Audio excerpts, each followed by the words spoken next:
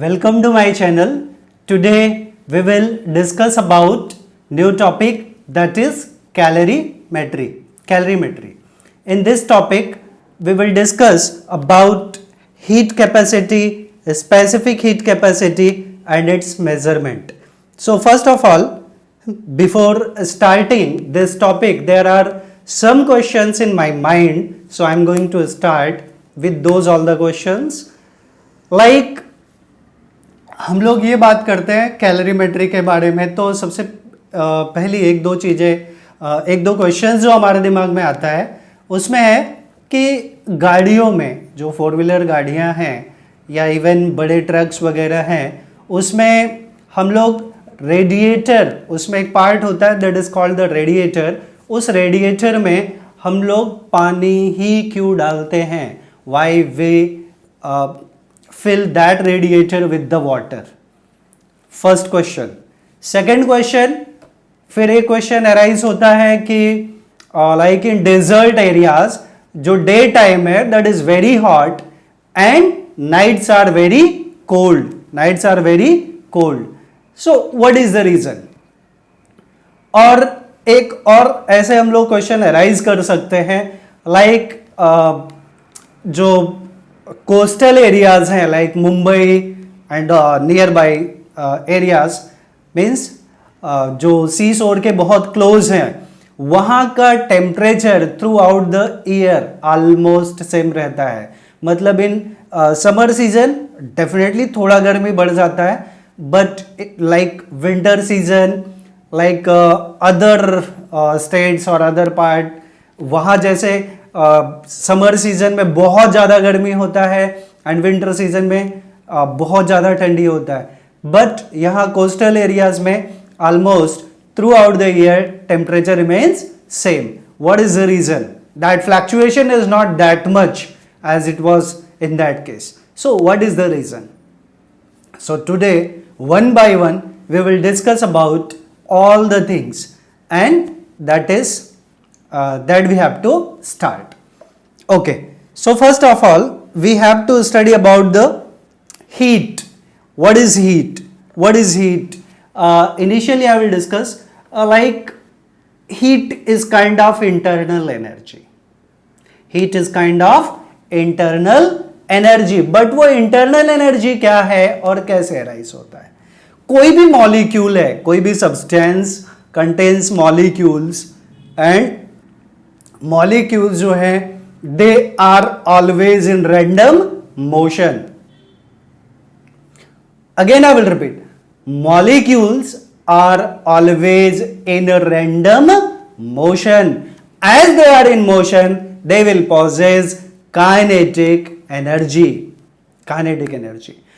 as well as when the molecules are in random motion they come close to each other, and between two molecules there is the force of attraction, and that due to that force of attraction there is the existence of potential energy. So in any molecule will possess two type of energy. One is the kinetic energy due to its random motion, and potential energy due to force of attraction between molecules. So the sum of kinetic energy and potential energy is nothing but internal energy. So what is internal energy? I think so this part is so clear. Kinetic energy, molecules are in random motion. As they are in random motion they will possess kinetic energy, and as the molecules are at some distances they have the force of attraction between each other, and that force of attraction causes that due to that there is a existence of potential energy, and sum of kinetic energy and potential energy is the internal energy of that molecule, and that is nothing but heat energy. So now we can see the definition. What is the heat energy? Heat is the heat is the internal energy. Internal energy. I mentioned what is internal energy and why. That is the internal energy of molecules constituting the body. It flows from hot body to a cold body when they are kept in contact. So again, what is heat energy? It is the total internal energy, that is kinetic energy and potential energy of molecules. And it flows from, what is the direction of flow of heat? It is from hot body to cold body. Like very common example, अगर हम लोग किसी के body को touch करते हैं, अगर suppose किसी ने बोला कि हमको बुखार है, आई हैव फीवर, तो as we touch the body of that person, what happens, we feel the sensation of heat and we say yes your temperature is higher. It means heat is going to be flow from high to low. Anything, it is the law of nature. Anything will have the tendency to flow from high to low. Even temperature also, higher to lower. Heat is flowing from higher temperature to lower temperature. So this is the direction of flow of heat. So it flows from a hot body to a cold body when they are kept in contact. And unit of heat, as we are talking, heat is internal energy. Of course, heat is the form of energy and we know unit of energy is joule. So here unit of heat also will be joule. And secondary unit is calorie. So we can write over here units of heat I have written. So unit of heat is, we can write unit of heat is joule. It is simply capital J. Unit of heat is joule. And calorie also. Now how we will define the term 1 calorie? 1 calorie, very interesting term is there. 1 calorie. If we are going to heat 1 gram of water and its initial temperature is 14.5 degree and we are heating so that its temperature has to raise by 1 degree, that is initially it was 14.5, after that it should be 15.5. Then whatever energy will be required, that will be called as 1 calorie. 1 calorie. So simple way, what is the 1 calorie? 1 calorie is the amount of heat required to raise the temperature of 1 gram of water. Specific, it is for water. So amount of heat required to raise the temperature of 1 gram of water from 14.5 degree to 15.5. That is rise in temperature should be 1 degree Celsius. So that amount of heat is called 1 calorie. Okay. So that same definition is here. 1 calorie is the quantity of heat required to raise the temperature of 1 gram of water through 1 degree Celsius. और ये specific है, कहाँ से कहाँ temperature बढ़ना चाहिए? Temperature should raise from 14.5 degree to 15.5 degree.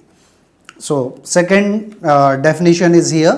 1 calorie is the heat energy required to raise the temperature of 1 gram of water, specific है for water only, from 14.5 degree to 15.5 degree Celsius. Means temperature rises by 1 degree.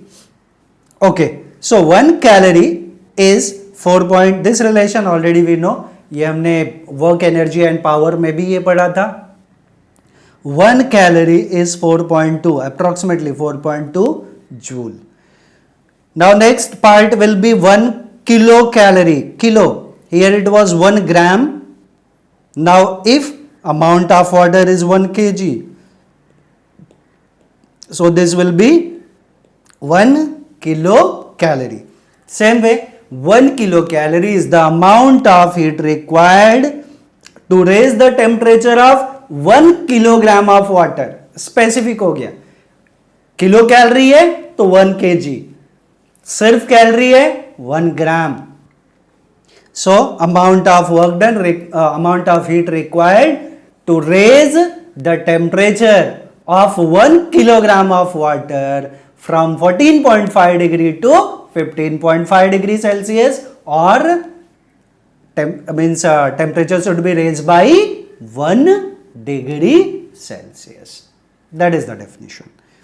So specifically here it is given 1 kilocalorie is the heat required to raise the temperature of 1 kg of water from 14.5 to 15.5 degrees Celsius.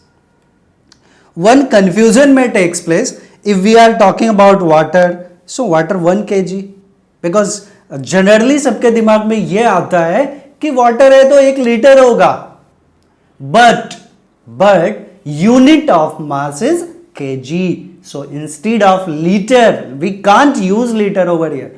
हमें मास क्या रखना है? KG रखना है. तो फिर से एक बार डिफाइन कर सकते हैं. 1 किलो कैलोरी क्या है? It is the amount of heat required to raise the temperature of 1 kilogram of water. Specific है 1 kg of water through 14.5 degree to 15.5 degree. That is, temperature rises by 1 degree. Then whatever amount of heat is required, that will be called as 1 kilocalorie. अगर हम यही 1 kilo calorie के बारे में ज्यादा specific way बात करें, तो सपोज हमें 1 किलो पानी दिया है किसी कंटेनर में. In any container it is given 1 kg of water. And remember this relation also कि for pure water 1 kg is equals to 1 litre. 1 litre is equals to 1 kg. So keep that in mind also. So अगर हमें 1 kg of water दिया है किसी container में और हमारे पास thermometer है, इनिशियली हमने देखा उसका टेम्परेचर जो है वो 14.5 डिग्री सेल्सियस है, तो उसका टेम्परेचर अगर हमें 15.5 करना है, मतलब 1 डिग्री राइज करना है, then definitely we have to provide the heat. और वो जो हीट लगेगा उसको 1 डिग्री राइज करने के लिए, that will be what? That amount of heat और that energy will be 1 kilo calorie. Okay. Next part is the concept of temperature. That was about the heat. Concept of temperature. Okay. Fine. Concept of temperature. What is the temperature? What is the temperature? Simply, if this definition is going to be asked to us, तो हम लोग कैसे define करते हैं temperature? Temperature is the degree of hotness or coldness of a body. Degree of hotness or coldness, simple way. What is the temperature? It is the degree of hotness or coldness of a body. हम लोग अपने daily life में temperature के लिए कितनी बात करते हैं? What is our body temperature? Somebody says 37 degrees Celsius, or somebody says ideally it should be 98.6 what? Fahrenheit. But हम लोग ऐसे in our daily life we talk कि body temperature, अगर किसी को fever है तो body temperature rises to 100 degree Celsius. We used to talk, people used to talk like this way. Degree Celsius नहीं है, वो फ़ारेनहाइट है. Because we know degree Celsius में 100 डिग्री सेल्सियस पे वाटर स्टार्ट टू बॉयल. तो मतलब अगर किसी को 100 डिग्री सेल्सियस का फीवर हो गया तो उसके सर पे हम लोग कुछ कंटेनर रख के चाय आराम से बना सकते हैं ना. So that is a different thing. So body temperature ideally is measured in Fahrenheit.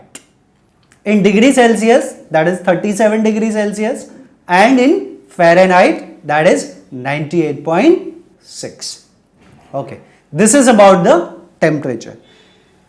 Okay, so I mentioned what is the temperature. It is the simple way, degree of hotness or coldness of a body. Degree of hotness or coldness of a body.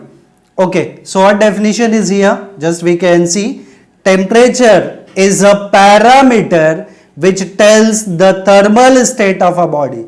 Thermal state of a body, that is the degree of hotness or coldness of a body. This part I have mentioned.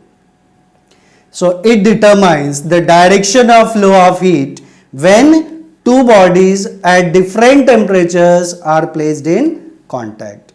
Because it determines the direction of flow. I mentioned already, heat as well as temperature flow from high to low, from hot body to cold body. Okay, next part, the amount of heat energy contained in a body depends on mass, temperature and material of the body. Amount of heat contained we are talking. Amount of heat contained in a body depends on mass, temperature and material of the body. We will talk about it a lot. हम लोग बहुत ढेर सारी बातें करेंगे इसके ऊपर. Okay, so unit of temperature is degree Celsius or Kelvin or Fahrenheit, but basic जो है वो Kelvin हम लोग लिखते हैं. Unit of temperature is Kelvin. SI unit is Kelvin. So we can write unit of temperature, unit of temperature, in short we can write like this, is Kelvin. Kelvin. It is Kelvin. It is represented by capital K. Capital K. Kelvin. And there is one relation already I have written over here. Relation between Celsius, Fahrenheit and Kelvin. This was in 9th standard in heat chapter. So apart from there we can write like this. I have written C minus 0 by 100. 0 is its freezing point, 100 is the boiling point in case of Fahrenheit, minus 32 is a freezing point and 180 is boiling point.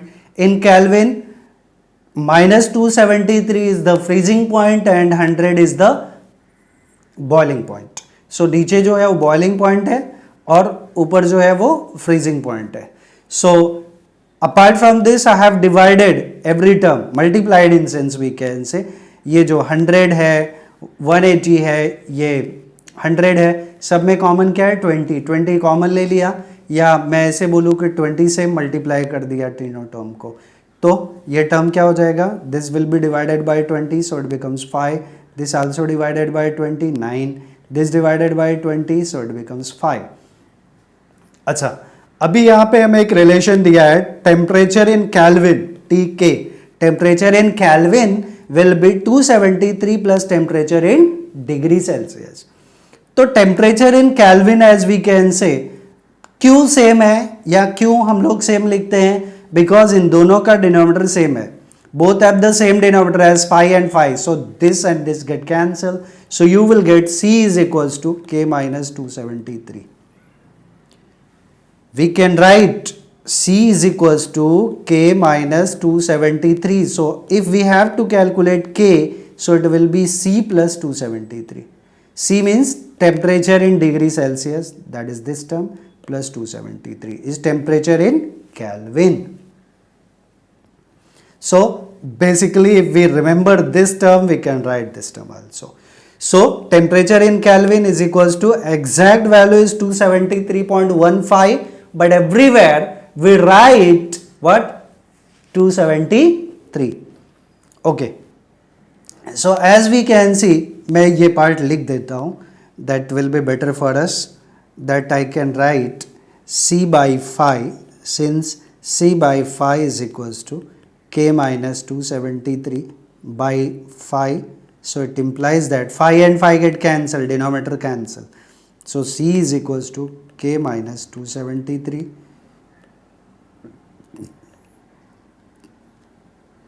So if we have to calculate in terms of Kelvin, so k will be c plus 273. That's all. That relation is here. So just we can see, अगर 1 degree मैं यहाँ पे इसका value बढ़ाता हूँ तो एक यहाँ पे भी बढ़ेगा. तो यहाँ पे वही टर्म दिया है कि thus by adding 273 to the temperature in degree Celsius we get the temperature in Kelvin. Of course, मतलब अगर डिग्री सेल्सियस को हमें केल्विन में कन्वर्ट करना है then we have to add 273. Okay, next part, factors affecting the quantity of heat absorbed to increase the temperature. कौन कौन से फैक्टर के ऊपर अमाउंट ऑफ हीट जो है वो डिपेंड करेगा. So regarding that we will discuss about with the few examples. हम लोग कुछ एग्जाम्पल्स लेते हैं. लाइक अगर मैं एक क्वेश्चन पुट अप करता हूं कि आप लोगों ने देखा होगा कि जहां पे डोसा बनता है, डोसा, तो डोसा बनाने का जो तवा है, बिग प्लेट है, दैट इज वेरी थिक, वो बहुत थिक होता है. और आयरन जो होता है उसका भी जो बेस होता है वो थिक होता है. अगर वो बेस जो है वो पतला हो, या जो तवा है जिस पे हम चपाती बनाते हैं अगर वो भी पतला हो तो क्या होगा. अगर वो चपाती जिस पे हम लोग बनाते हैं वो तवा पतला हो तो रोटियां, चपाती जो है या तो जल जाएगी या तो फिर कच्ची रहेगी, पूरी तरह नहीं पकेगी. या तो सडनली वो जल जाएगी या तो फिर कच्ची होगी. तो इसके पीछे रीजन क्या है. और वही जो मैंने अभी दूसरा एग्जांपल दिया कि जिस तवे पे, जिस प्लेट पे डोसा बनता है वो थिक होता है. Why that is kept thick? Because अगर वो थिक है तो ज्यादा से ज्यादा हीट वो कंटेन कर सकता है. सो हमें डिस्कस करना है, ये तो एक फैक्टर हुआ कि factors affecting the quantity of heat absorb to increase the temperature of a body, right. तो हमें वो फैक्टर्स के बारे में बात करना है. और दूसरा एक टर्म मैं ले लेता हूं कि जो अभी हमने डिस्कस किया था कि रेडिएटर जो है, गाड़ी का जो रेडिएटर है, किसी भी फोर व्हीलर या किसी भी व्हीकल्स में जिसमें भी रेडिएटर होता है, we put the water inside that one. Why? Because अभी वो टर्म आएगा आगे, water have maximum specific heat capacity. तो ऐसे सभी मटेरियल्स जो हैं, all substances will have their certain specific heat capacity और कंडक्टिविटी. अलग अलग मटेरियल का अलग अलग हीट कंडक्टिविटी होगा. सबसे कम हीट कंडक्टिविटी वुड का है. Would, any would that will have the least conductivity. उसको हम हीट करें तो ज्यादा वो हीट कंडक्ट करके नहीं रख सकता. सपोज एक we are taking any wooden piece and iron piece of the same dimensions, and both we are heating by any physical means, not by just putting on the fire. ठीक है, तो दोनों को अगर हम हीट करें एक सर्टेन टाइम तक, तो सबसे ज्यादा हीट कौन कंडक्ट करेगा? वुडन तो नहीं करेगा. फिर कौन करेगा? आयरन हीट करेगा. आयरन का जो भी पीस है वो ज्यादा हीट कंडक्ट करेगा. तो amount of heat conducted by the body will depend on the nature of the body, first thing. दूसरा, अगर उसका सरफेस एरिया ज्यादा है या थिकनेस ज्यादा है या सिंपली मैं बोलूं कि मास ज्यादा है तो ज्यादा हीट कंडक्ट करेगा.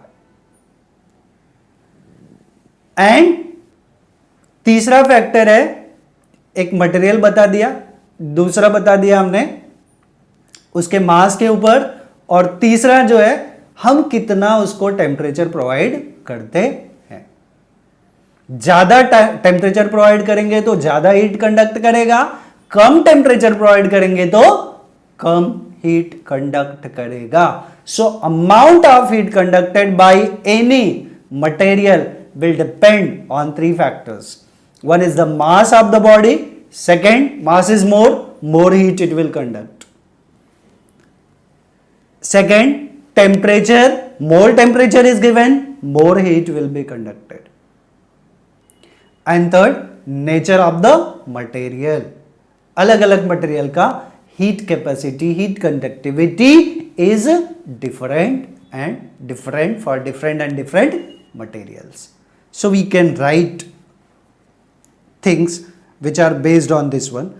So factors affecting the quantity of heat absorbed to increase the temperature of a body. So we can write amount of practical, it is the practical observation, amount of heat conducted by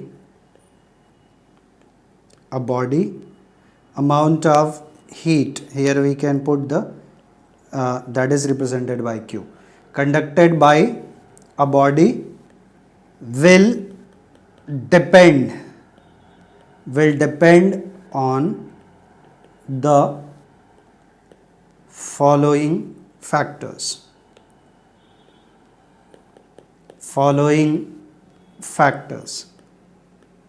And what possible factors are there? First is the mass of the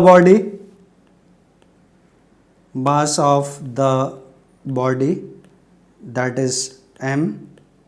Second factor may be rise in temperature, that I will represent by delta T. And third factor may be nature of the material,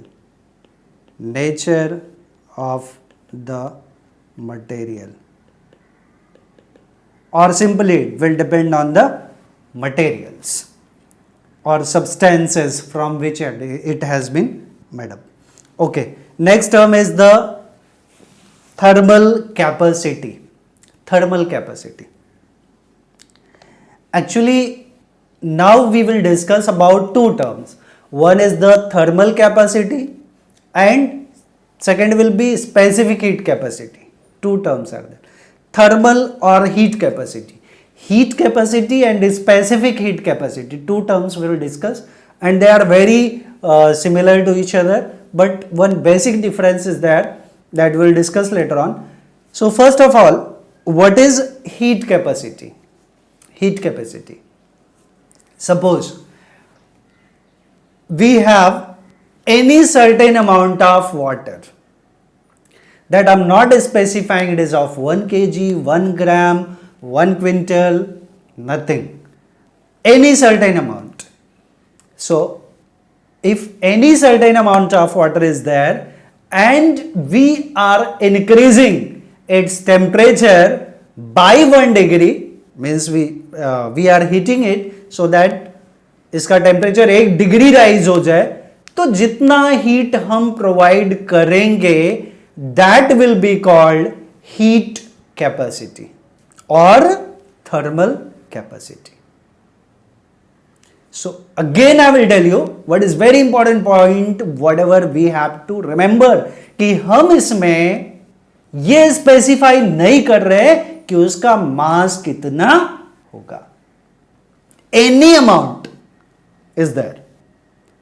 It may be of 1 kg, 2 kg, 5 kg, whatever is the amount. वो amount कितना heat consume करता है to raise its temperature by 1 degree, that will be called heat capacity or thermal capacity.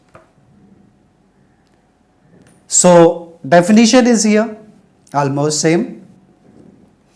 The heat capacity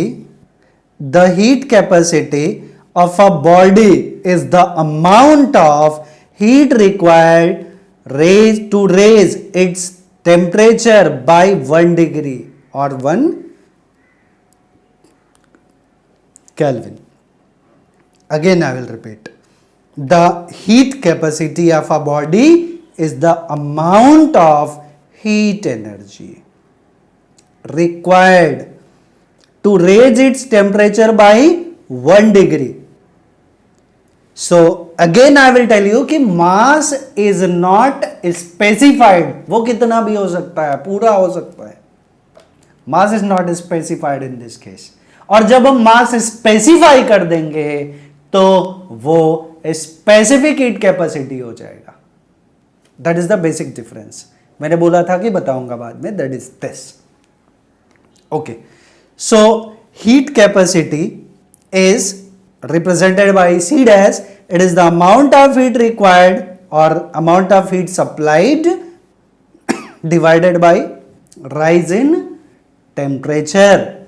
Unit of heat capacity, as you can see, what will be unit of heat capacity? As we can see, heat capacity is amount of heat. तो heat का unit क्या होता है? Joule होता है. So joule पर degree Celsius, because temperature का क्या है? डिग्री सेल्सियस और केल्विन. तो Kelvin I will write, SI unit I will write. So joule पर Kelvin, but sometimes joule is also written in terms of calorie. उसको हम लोग यूनिट ऑफ हीट बोलते हैं ना, it is the calorie also. So calorie पर Kelvin. So anyway just we can right, वो हम लिख देते हैं. So unit of heat capacity we can write, since heat capacity C dash is Q by amount of heat supplied, we represent every time by Q. Q upon rise in temperature is delta T. Delta T is the rise in temperature. So unit will be, therefore unit of heat capacity. Heat capacity, it will be joule per degree Celsius or per Kelvin. So we can write it as joule per Kelvin like this way also. Okay, this is the basic unit. Now specific heat capacity, as we have mentioned कि now we are going, ये क्या था? heat capacity और thermal capacity. Now we have specific heat capacity. अब हमने specify करना है. specify करना है क्या? mass. mass we will specify. मैं basic example के through इसका definition and everything we will design. What is specific heat capacity? अगर हम लोग 1 kg of water लेते हैं, 1 kg of water, फिर से वो लीटर वाली बात नहीं आएगी. यहाँ 1 kg ऑफ वाटर का temperature if we are going to rise by 1 degree, और कहां से कहां तक? 14.5 degree Celsius to 15.5 degree Celsius. तो जो भी हीट रिक्वायर होगा that will be called specific heat capacity of water. Again I will specify. थोड़ा और इसको प्रैक्टिकल वे ले लें हम लोग कि हमारे पास 1 kg वाटर है और हमें उसको हीट करना है, और इनिशियली हमने देखा उसका टेम्परेचर 14.5 डिग्री है. हमने उसमें थर्मामीटर डाला एंड सी कि what is the temperature? It is 14.5 degree Celsius. फिर उसका टेम्परेचर हमें 1 डिग्री बढ़ाना है, तो हमें उसको क्या करना पड़ेगा? हीट करना पड़ेगा. और जब हम उसको हीट करेंगे तो एक स्टीरर लेके उसको, because temperature should be uniform throughout the liquid, throughout the water, तो स्टीरर लेके हम उसको मिक्स करेंगे वाटर को कंप्लीटली एंड थर्मामीटर डालेंगे, and as we are seeing its temperature becomes 15.5. Initially it was 14.5, now it becomes 15.5. तो जो भी हमने उसको हीट प्रोवाइड किया that will be called specific heat capacity. Once again, I will repeat it proper way. A specific heat capacity may be defined as amount of heat required to raise the temperature of 1 kg of water, 1 kilogram of water through 1 degree Celsius from 14.5 to 15.5 या कुछ और भी हो सकता है. एक general हम लोग ले लेते हैं कि we are going to raise its temperature from 14.5 to 15.5 या simply through 1 degree Celsius or 1 Kelvin is called specific heat capacity. So that is the specific heat capacity. Here we have definition. The same definition, whatever I have specified, the specific heat capacity of a substance is the amount of heat energy required to raise the temperature of unit mass. What is the mass? Unit of mass? Kg. Unit mass 1 kg of that substance through 1 degree Celsius is specific heat capacity. That is the specific heat capacity. Okay, so just we can write about a specific heat capacity same जैसे हमने पिछले में लिखा था. तो specific heat capacity we can write amount of heat conducted, amount of heat conducted by any substance that is Q depends, or we can say is कैसा proportionality मिलेगा. Just we have to think कि अगर ज़्यादा amount है तो ज़्यादा heat वो absorb करेगा. So amount of heat required or absorbed by the body, by any substance, by any body will depend on what factors? First, it will depend on mass, and second, it will depend on rise in temperature. Just we have to think, अगर हमें 1 kg water का temperature 1 degree बढ़ाना है तो हमें कम heat provide करना पड़ेगा. अगर 100 kg ऑफ वाटर है तो more heat will be required, right.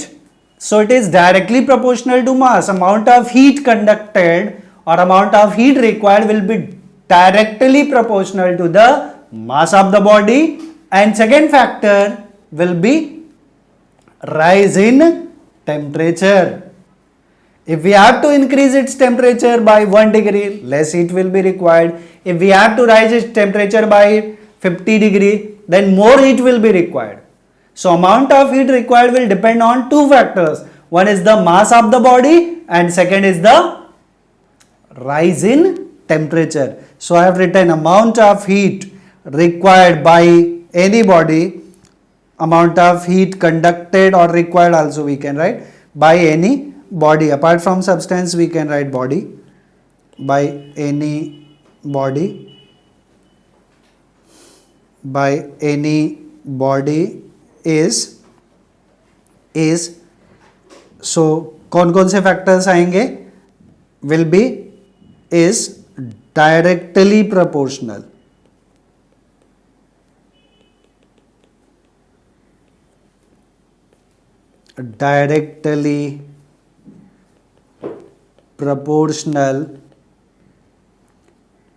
to the mass of the body, and second factor will be rise in temperature, that is I will say delta T. So if we wish to write it in mathematical expression, so we can say, what we can say कि यहाँ पे मैंने लिखा amount of heat conducted और required, that is Q. conducted, in bracket I will put over here, required by any body is okay. So therefore in mathematical expression we can say Q is directly proportional to the mass of the body and directly proportional to the rise in temperature. So we can say therefore Q is directly proportional to mass and Q is directly proportional to delta T, that is rise in temperature. As we can combine the equations, so by combining equations we will get, therefore we will get Q is proportional to m into delta T, and as we remove proportionality sign we write some constant, and in here that constant will be C. C is the specific heat capacity. C is the specific heat capacity, where C is the specific heat capacity. C is the specific heat capacity. Specific heat capacity. Now, what is the specific heat capacity? So definition part is here, that we can start from here. So we can write, apart from this formula we can write, therefore C specific heat capacity, it will be Q by m into delta T. So how, by this relation we can define the term specific heat capacity. As we can see specific heat capacity C है, हमें इसको define करना है, तो C is Q upon m into delta T. Q क्या है? Amount of heat required is Q, m is mass of the body and delta T is the rise in temperature. Rise in temperature.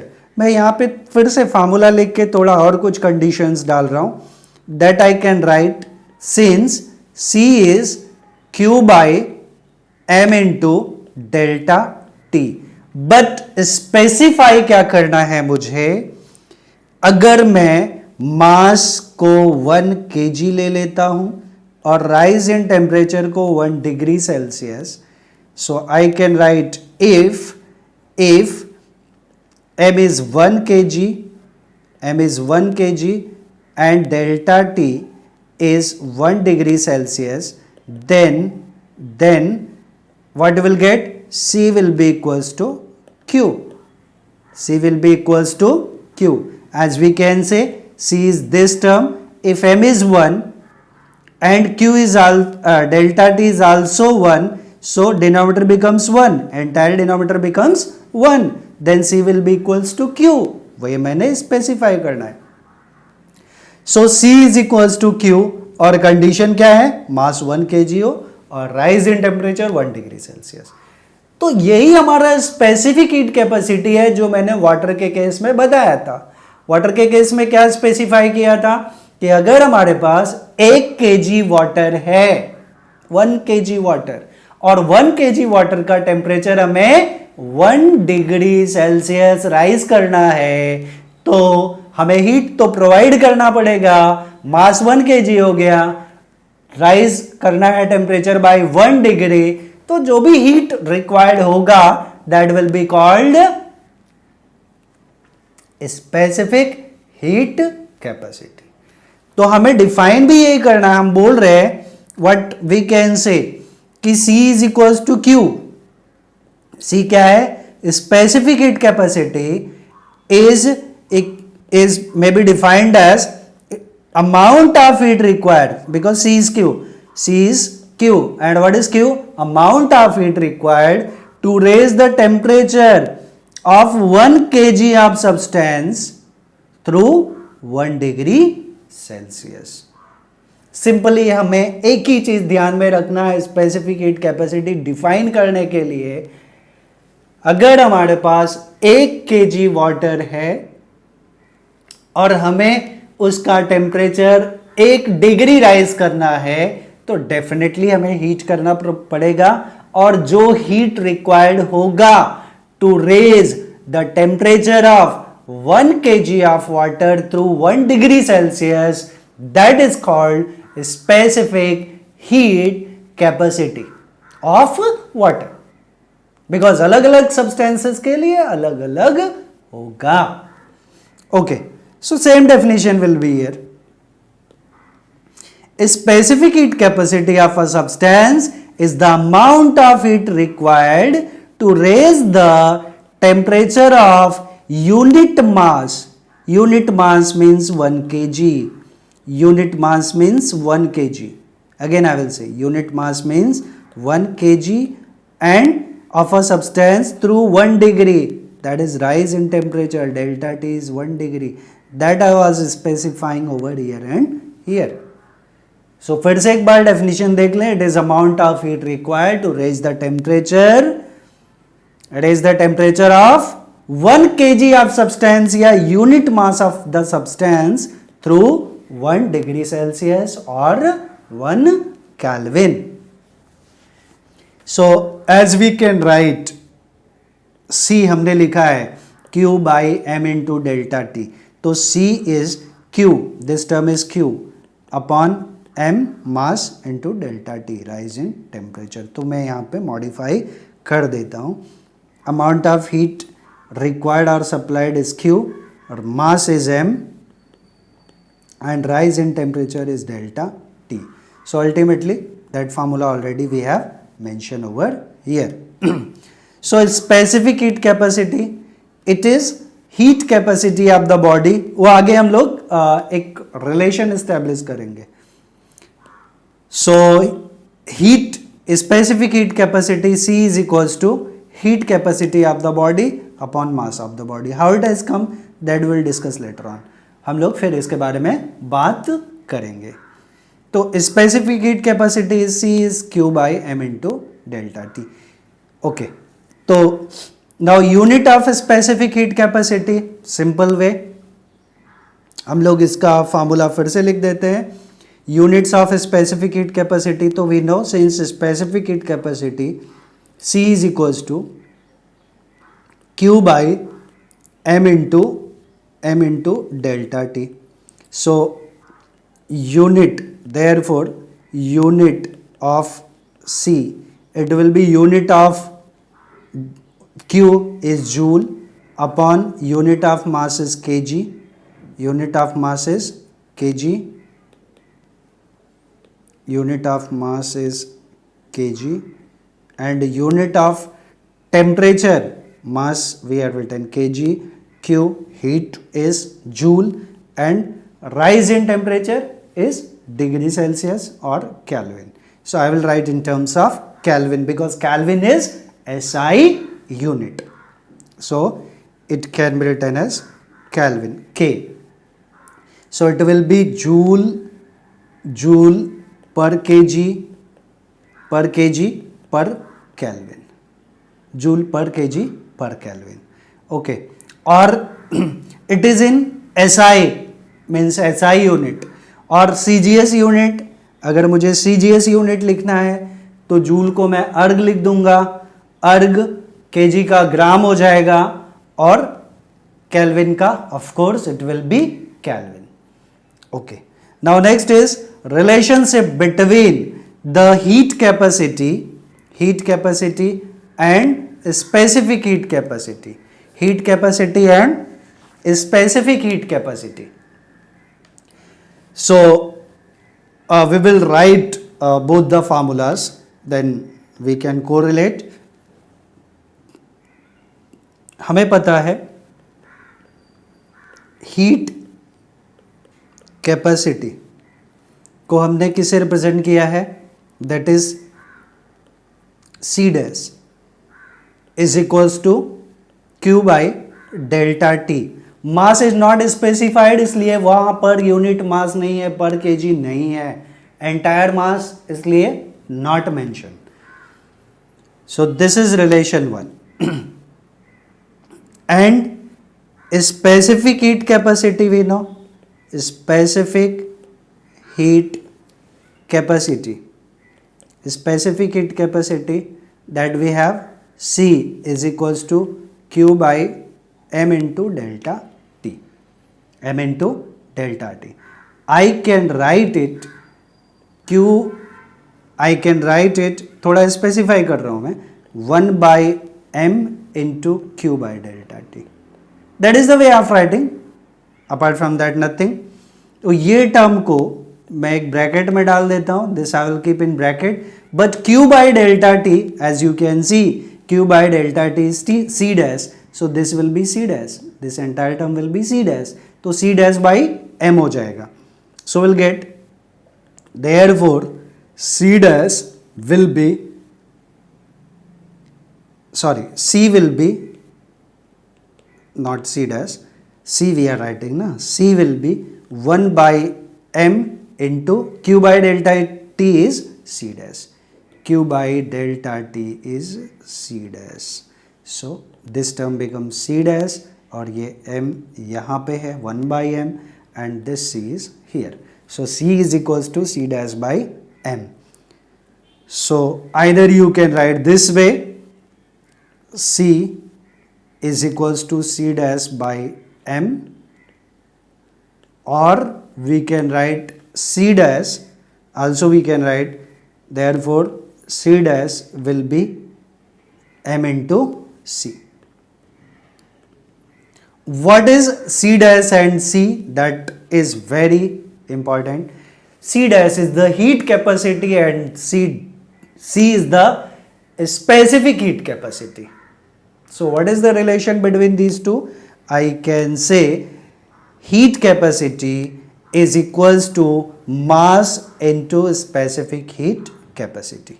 So one final this expression we can write in terms of wording. So we can say heat capacity is equals to mass into specific heat capacity. Okay. Next part we have calorimeter. Calorimeter क्या है?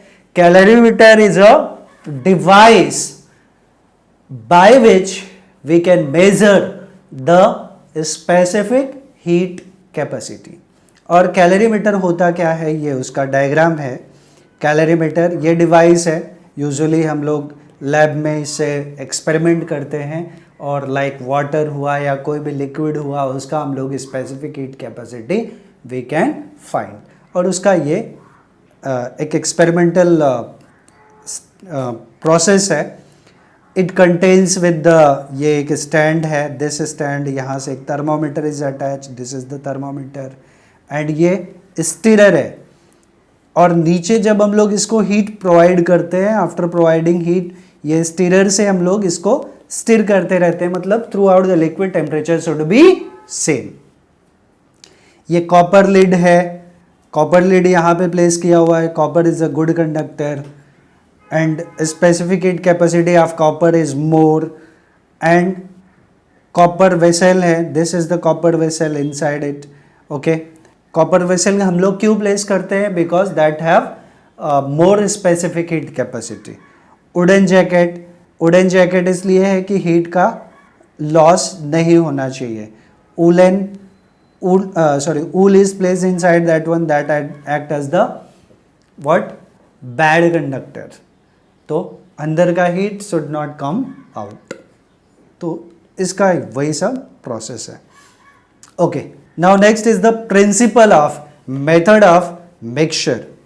Principal of method of mixtures और principle of calorimetry. Very simple is the principle. Like ये principle based किस पे है? अगर हम practical observation की बात करें तो एक चीज हमें पता है कि सपोज हमने एक ग्लास नॉर्मल वाटर लिया किसी कंटेनर में, एक ग्लास ऐसे मेजर किया और जो भी आए उसमें, सपोज 1 जो भी आए अमाउंट, एक ग्लास वाटर हमने लिया, उसका टेम्परेचर जो है उसको हमने फ्रीज से निकाला, रेफ्रिजरेटर से, तो उसका टेम्परेचर सपोज 4-5 डिग्री जो भी है, कम है. फिर हमने क्या किया, वो हमने देखा कि बहुत ठंडा हम नहीं पी सकते, तो हमने क्या किया, नॉर्मल एक certain amount of normal water उसके अंदर मिक्स किया, फिर उसको हम लोग पी सकते हैं, उस पानी को, नॉर्मल टेम्परेचर हो गया। तो इसमें कौन सा प्रिंसिपल काम किया?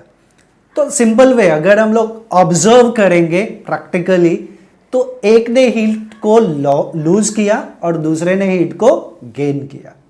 किसने लूज किया, किसने गेन किया?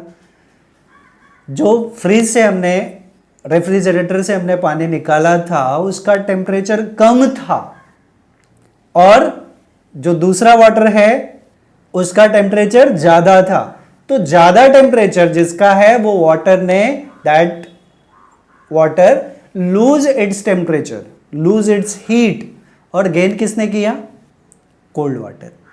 तो वी कैन से, और दैट दोनों का मिक्सचर जो है वो एक सर्टेन टेम्परेचर पे इक्विलिब्रियम पे आ गया, नॉर्मल टेम्परेचर, फिक्स टेम्परेचर आ गया। इसका मतलब एक बॉडी ने टेम्परेचर लूज किया और दूसरे ने गेन किया। लेकिन according to principle of calorimetry, practically it is observe that एक ने जो हीट लूज किया और दूसरे ने जो गेन किया वो हमेशा इक्वल होता है at equilibrium. So at equilibrium, heat lost by hot body will be always equals to heat gained by cold body. This is the principle of calorimetry. Okay, so principle of calorimetry, what it is?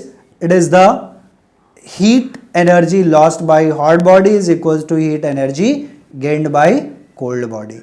This simple term, heat lost by hot body is equals to heat gained by cold body. ठीक है। अभी इसी का एक mathematical statement है, that उसको मैं मेरे वे से एक्सप्लेन करूंगा, and that way will not be given in any text book और लाइक दैट। मतलब एक सिंपल वे जो हम लोग समझ सकते हैं। तो हम लोग यहां बात कर रहे हैं कि heat lost by hot body, principle of calorimetry, what it is? Heat lost by hot body is equals to heat gain by cold body. तो एक हॉट बॉडी ले रहे हैं हम लोग और दूसरा कोल्ड बॉडी ले रहे हैं। So I can draw a line like this. ये यहां पे मैं दो बॉडीज ले रहा हूं। One body is here, that is hot body, this is hot body, and another body is here, that is cold body.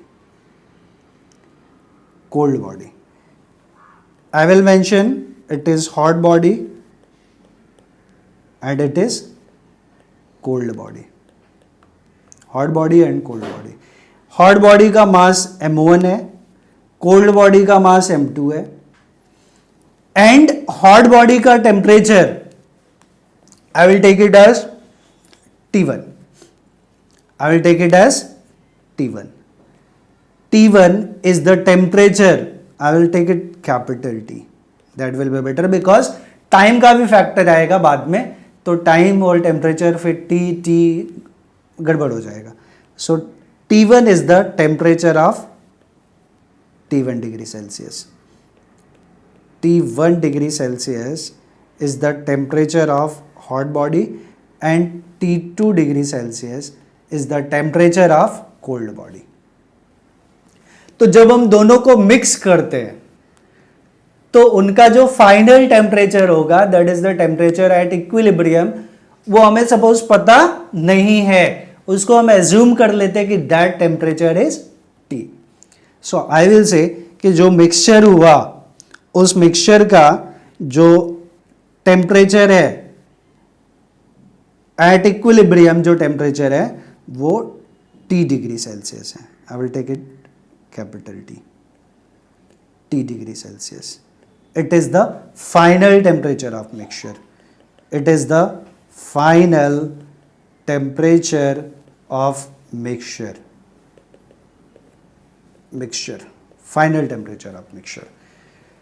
So here what we can observe, ध्यान जो देना हमें, हॉट बॉडी ये है, कोल्ड बॉडी ये है, ये heat loose करेगा और ये उसको गेन करेगा। सो ऑलरेडी हीट के लिए जो हमने फार्मूला पढ़ा है वो फार्मूला क्या है हमारा? That formula we have Q is equals to mc delta T. We have to keep in mind while solving sums. तो यहां पे हम लोग एज्यूम करते हैं कि दो पार्ट में एक जगह हीट गेन हो रहा है और दूसरी जगह हीट लॉस्ट हो रहा है. So apart from this I will say, तो यहां पे हमें मिलेगा heat lost by hot body. क्या होगा? Heat lost by hot body, इसको हम लोग Q से रिप्रेजेंट करते, तो Q1 आई विल टेक. तो क्या हो गया? इसका मास, हम लोग हॉट बॉडी के बारे में बात कर रहे हैं, हॉट बॉडी के बारे में. इसका मास चाहिए, m1 है, will write m1. Specific heat capacity दोनों का अलग अलग हो सकता है, दोनों का स्पेसिफिक हीट कैपेसिटी अलग अलग हो सकता है. अगर दोनों वाटर है तो सेम होगा, अगर एक वाटर है एक दूसरा ऑयल है या any other substance it becomes, तो दोनों का specific heat capacity also will be different. तो I am not taking the same material over here. एक का specific heat capacity I am taking as C1. C1 is the specific heat capacity of this material and C2 is the specific heat capacity of this material. So it will be C1. And what will be rise in temperature or change in temperature? ये hot body का temperature है. अच्छा, ये जो final mixture बना उसका temperature हमेशा hot body के temperature से कम होगा और कोल्ड बॉडी के टेम्परेचर से ज्यादा होगा. सोचने वाली बात है ना. Just we can think about it कि अगर हमें एक हॉट वाटर दिया एक कोल्ड वाटर दिया, हॉट वाटर का टेम्परेचर 20 डिग्री है, कोल्ड वाटर का टेम्परेचर 10 डिग्री है, दोनों को मिक्स किया तो उनका टेम्परेचर किसके किसके बीच में रहेगा? 10 और 20 के बीच में, क्योंकि कोल्ड बॉडी का जो टेम्परेचर है उससे ज्यादा होगा, हॉट बॉडी के टेम्परेचर से कम होगा. So it will be in between 10 and 20. तो कैसे मिला? हमने हॉट बॉडी जो टेम्परेचर ज्यादा है उसमें से कम वाले को माइनस किया. तो ये चीज हमेशा ध्यान में रखनी है कि जब दो बॉडीज का मिक्सचर आएगा तो टेम्परेचर जो फाइनल टेम्परेचर होगा वो हॉट बॉडी के टेम्परेचर और कोल्ड बॉडी टेम्परेचर के बीच में होगा. तो लाइक यहां पे जब मैं टेम्परेचर डिफरेंस की बात कर रहा हूं तो ये टेम्परेचर ज्यादा है, T1 is more than final temperature, क्योंकि ये हॉट बॉडी है. हॉट बॉडी का temperature always will be greater. तो यहां टेम्परेचर डिफरेंस क्या आया? T1 minus T, T1 minus T, because T1 is greater than T. So delta T will be what? It will be T1 minus T. So हमें मिला, we can say Q1 is equals to mC1 T1 minus T. That I will take it as equation 1. Now about second part, cold body का temperature.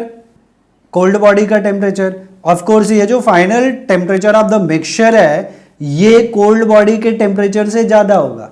अब temperature difference हम कहां से निकालेंगे? That will be do from here to here. This will be greater, this will be smaller. ये अगर हमारे दिमाग में बैठ गया ना तो इसके problems numericals will be very easy to solve. So we can say heat gain by cold body. So here we can write heat gain by cold body. क्या होगा? It is Q2, that will be M2, यहाँ मैंने M1 लिखना भूल गया, M2 into specific heat capacity is C2. मैं यही format फिर से फॉलो कर रहा हूँ. M mass of the body is M2, specific heat capacity C2 and delta T क्या लिखूंगा मैं? T minus T2.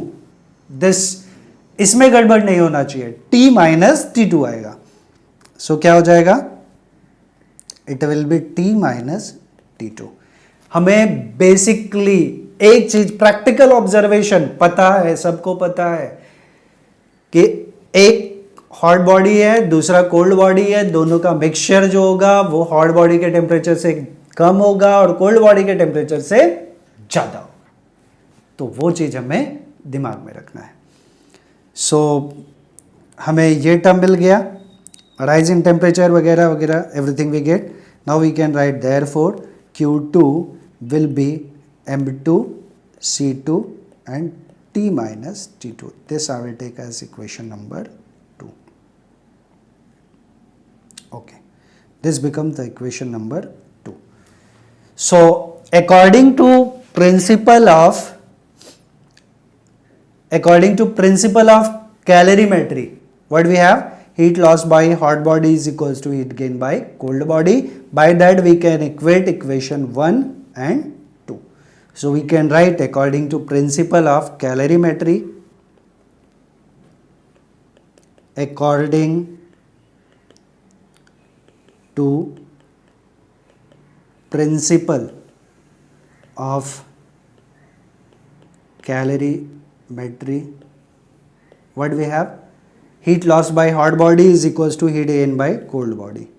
Heat lost by hot body is equals to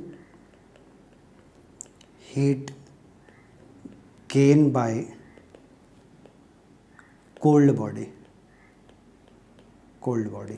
So therefore we can equate equation 1 and 2, and finally we have therefore Q1 is equals to Q2, and what is Q1? MC1 T1 minus T is equals to M2 C2 M1 and T minus T2. What is T1, what is T2, and what is M1, what is M2, what is C1, what is C2?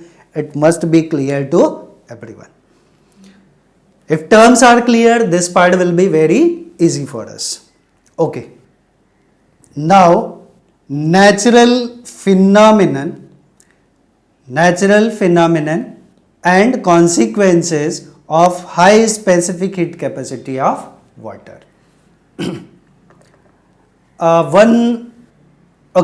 Just before starting these all the things, मैं एक दो terms के बारे में बात करूंगा। सबसे पहले तो ये है कि वाटर का स्पेसिफिक हीट सबसे ज्यादा होता है। Water have high specific heat capacity. इसके कुछ हम लोग ऐसे अजीब से एग्जांपल्स सोच सकते हैं, we can't apply. Like one example I will take, मैंने ऑलरेडी बताया भी है कि जो गाड़ी का रेडिएटर होता है, किसी भी फोर व्हीलर वगैरह में इंजन का एक पार्ट होता है जिसको रेडिएटर बोलते हैं, उसमें हम लोग पानी डालते हैं और वो पानी हम लोग चेक करते रहते हैं, और पानी डालने से इंजन ठंडा रहता है, ऐसा मतलब सुनते हैं हम लोग हर जगह। बट सवाल ये है कि उस रेडिएटर में हम लोग पानी ही क्यों डालते हैं? Apart from water we can't place engine oil और any different thing. We can't say this part also कि नहीं पानी तो फ्री का मिलता है, इजिली अवेलेबल है, सस्ता है। नहीं, रीजन है कि जो इंजन है कार का वो बहुत ज़्यादा हीट हो जाता है जब कार चलती है, तो उस कार के इंजन को कूल करने के लिए, ठंडा रखने के लिए वाटर वहाँ रेडिएटर में होता है जो इंजन को ठंडा करता है। अब सवाल यह है कि वाटर ही क्यों? Because water have maximum amount of heat capacity. Heat capacity water का मैक्सिमम होता है, सबसे ज्यादा होता है, इसलिए वाटर ही यूज होता है। Specific heat capacity of water is maximum, इसलिए वाटर यूज होता है। दैट इज 4200 जूल पर किलोग्राम पर केजी और पर किलोग्राम पर degree Celsius, 4200। Okay, that is the specific heat capacity of water. तो इसीलिए रेडिएटर में वाटर यूज होता है। क्योंकि उसका स्पेसिफिक हीट कैपेसिटी सबसे ज़्यादा होता है। इसका एक आई थिंक सो अभी भी आइडिया शायद पूरी तरह नहीं आया आप लोग को। इसके लिए मैं एक और एग्जांपल ले सकता हूँ कि लाइक हम लोग बात करते हैं ना, एवरी टाइम हम लोग देखते हैं कि जो पकोड़े हैं या वड़ा या एनीथिंग वो तेल में ही तले जाते हैं, एडिबल ऑयल में तले जाते हैं। क्या हम उसको वाटर में नहीं तल सकते, पानी में नहीं तल सकते? नहीं। अच्छा ठीक है, ऑयल में ही क्यों तलते हैं? बिकॉज उसका स्पेसिफिक हीट कैपेसिटी कम होता है। यह हमें एक और मतलब अप्लाई नहीं करना है, so just I am telling कि ऐसा ऑब्जर्वेशन सबको मालूम होगा कि अगर हमने दो कढ़ाई लिया, दो वेसल्स लिए और दोनों एक वेसल में हमने वाटर डाला, दूसरे में ऑयल डाला और same amount of heat we are providing, तो एक सर्टेन टाइम के बाद जब एक सर्टेन टेम्परेचर हो गया उसका, and if we place our finger, डालना है निकालना है, तो what will be our observations? Again I'm telling, practically नहीं अप्लाई करना है, just I am telling about the observation. तो क्या होगा, जो फिंगर हमारा ऑयल के अंदर गया वो पकौड़ा बन जाएगा, और जो फिंगर वाटर के अंदर है जलेगा लेकिन ज्यादा तकलीफ नहीं होगा as compare to this one. What is the reason? क्योंकि जब हमने हीट प्रोवाइड किया दोनों को, और मैं बोल रहा हूं सेम अमाउंट है दोनों का, वाटर का ऑयल का, same heat we are providing, तो वाटर का स्पेसिफिक हीट कैपेसिटी ज्यादा है, मतलब वो ज्यादा से ज्यादा हीट को खुद के अंदर एब्जॉर्ब कर सकता है, स्टोर कर सकता है। It doesn't give up, so it doesn't give away, it doesn't give away. So what we can say, तो वाटर का स्पेसिफिक हीट कैपेसिटी ज्यादा है तो ज्यादा से ज्यादा हीट को खुद कंडक्ट करके रखेगा, डजंट गिव अवे। तो जब हम वाटर के अंदर अपना प्लेस करेंगे फिंगर तो ज्यादा नहीं नुकसान होगा हमें। बट ऑयल के अंदर, तो ऑयल का स्पेसिफिक हीट कैपेसिटी कम है, वो हीट को कम एब्जॉर्ब करके रख सकता है, कम कंडक्ट करके रख सकता है, उसका गिव अवे ज्यादा है, तो इमीडिएटली जल जाते हैं। So it is one of the example we can say. Specific heat capacity of water is maximum. ऐसे ही हम लोग दूसरा एग्जांपल ले सकते हैं, लाइक डेजर्ट एरिया में डे टाइम जो है वहां पे टेम्परेचर ज्यादा होता है, warm temperature is there, and nights are very cold. What is the reason? Same reason, sand होता है डेजर्ट एरियाज में, तो सैंड का specific heat capacity is very low, तो जल्दी से क्विकली, जिसका लो होगा वो जल्दी से गर्म हो सकता है, जल्दी से ठंडा हो जाएगा। So sand have the tendency to heat up quickly and to cool quickly. So day time में जब सनलाइट आई जल्दी से एब्जॉर्ब कर लिया, टेम्परेचर सडनली बढ़ गया, तो day time is very warm, and night temperature becomes down, quickly ठंडा हो गया, so temperature down. So this is the concept about the, all are related with the specific heat capacity. Same way मैंने एक और question पूछा था कि जो लाइक मुंबई लाइक एरिया है जो सी शोर के क्लोज हैं, ऐसे एरिया के आसपास जो है temperature remains constant through out the year. क्या रीजन है? क्योंकि वहां सी है, समंदर है, तो समंदर है तो वाटर सोर्स बहुत बड़ा है, तो डे टाइम में जब सनलाइट उसके ऊपर इंसिडेंट होता है तो मैक्सिमम हीट बाय द सन जो है वो एब्जॉर्ब हो जाता है। कौन एब्जॉर्ब करता है? कौन एब्जॉर्ब करता है? वाटर। तो वहां पे टेम्परेचर कम होता है, और लैंड जो है, लैंड का specific heat capacity is low, sea का मोर, तो लैंड पे टेम्परेचर डे में ज्यादा होगा और सी में टेम्परेचर कम होगा, तो जो हीट का फ्लो है वो हाई टू लो होता है, तो heat is going to be flow from higher temperature to lower temperature. तो हीट का फ्लो जो है वो डे टाइम में लैंड टू C होता है। और एयर का फ्लो जो है, जहां टेम्परेचर ज्यादा होता है वहां पे डेंसिटी एयर का कम हो जाता है, और जहां पे टेम्परेचर कम है वहां पे एयर का डेंसिटी ज्यादा है, तो air will flow from sea to land, that is sea breeze in day time. और नाइट टाइम में लैंड का एरिया जो है वो क्विकली ठंडा हो जाता है और सी का एरिया लेट मतलब गर्म रहता है। तो हीट किधर से किधर, सी टू लैंड, हीट का फ्लो, एंड एयर का flow land to sea, that is land breeze. तो डे टाइम में सी ब्रीज और नाइट टाइम में लैंड ब्रीज। सो ये भी स्पेसिफिक हीट कैपेसिटी की वजह से होता है। सो विल सी कुछ ऐसे फिनोमिनास हैं जो यहां पे मेंशन किया हुआ है। Now we will see one by one. The climate near the sea shore is moderate, जो मैंने ऑलरेडी मेंशन किया, स्पेसिफिक हीट कैपेसिटी का logic. Hot water bottles are used for fermentation because hot water have maximum specific heat capacity, तो जल्दी से ठंडा नहीं होता और हीट वो कंडक्ट करके रखता है। तो लाइक जहां भी हम लोग मेडिकेशन के लिए यूज करना होता है, heat is going to be transfer from bottle to that body. Water is used as an effective coolant in radiators of vehicles, ये मैंने ऑलरेडी बता दिया, व्हीकल्स। बिकॉज कूलेंट में जो वाटर हम लोग क्यों डालते हैं, because water have maximum specific heat capacity.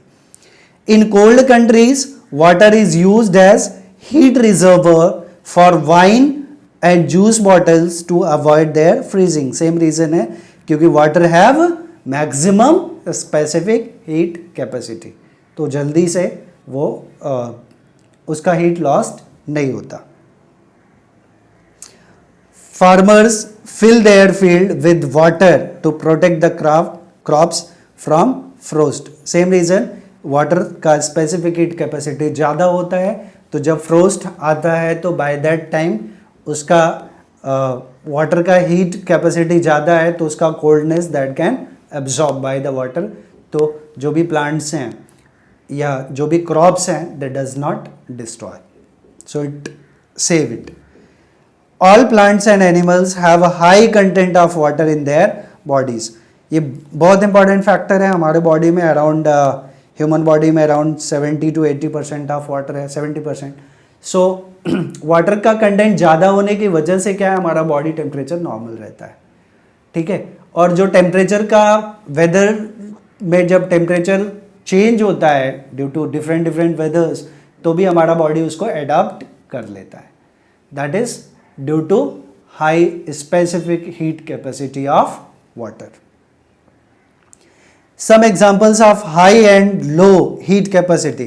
The base heat capacity, it's not now specific heat capacity, it's not specific heat capacity, बल्कि ये क्या है, heat capacity। इसमें से भी काफ़ी examples मैंने एक दो डिस्कस किया है probably, yes. The base of a cooking pan is made thick। और डोसा वाला एग्जाम्पल मैंने दिया था कि जो डोसा बनाने वाला तवा है वो बहुत थिक होता है, थिक है तो if thickness is more so that can contain more heat. वही सेम रीजन है, base of the cooking pan is made thick, तो ज़्यादा से ज़्यादा हीट को एब्जॉर्ब करके रख सकता है। अगर वो पतला होगा तो क्या होगा, हीट एक्सचेंज इमीडिएटली हो जाएगा। सो अगर लाइक मैंने एक एग्जाम्पल दिया था कि अगर तवा पतला है तो रोटी या तो जल जाएगी या तो कच्ची रहेगी, वो प्रॉपरली नहीं पकेगी। रीज़न क्या है कि अगर वो थिक है तो हीट कंडक्ट करके रखेगा and it will transfer uniform heat, and अगर वो पतला है तो immediately heat will exchange. Next, the base of an electric iron is made thick and heavy. Same reason, it can hold the more heat, so it can distribute it uniformly while we are using it. And the vessel used for the measurement of heat is made of thin sheet of copper. Vessels used for the measurement of heat, calorimeter में thin क्यों है? Because it should immediately transfer the heat, नहीं तो अगर thick होगा तो पूरा का पूरा हीट वो खुद एब्जॉर्ब कर लेगा.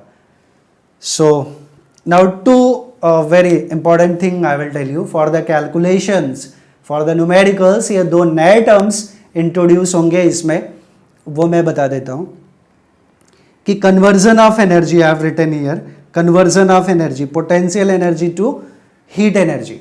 लाइक इसमें हम लोग कुछ न्यूमेरिकल सॉल्व करेंगे which will be based on this one, on this concept. Like any waterfall is there, waterfall, the water is falling from there from a certain height. So at height which kind of energy it possesses? Potential energy. And while it is falling down, so due to that its temperature also will rise because that potential energy is converted to heat energy. So that potential energy will be equals to amount of heat rise. And in that case we can say potential energy is mgh is equals to heat energy, that is q, which is mc delta t. So this formula we can use for the numericals. While we will solve numericals, we will use this formula. Electrical energy to heat energy. We know electrical energy, work done is the form of energy. So electrical energy is power into time, power into time. This is electrical energy, and that electrical energy will be equals to heat energy, and heat energy is mc into delta t. So we can write power into time is equals to mc delta t. This formula also we can use for solving numericals. So this is the end of the theory of this topic, calorimetry part A, and there is the request to everyone, please like, share and subscribe my channel and comment also, because जब आप comment करेंगे तो इससे हमें और improvement करने की प्रोत्साहन मिलेगा. And thanks for watching this video.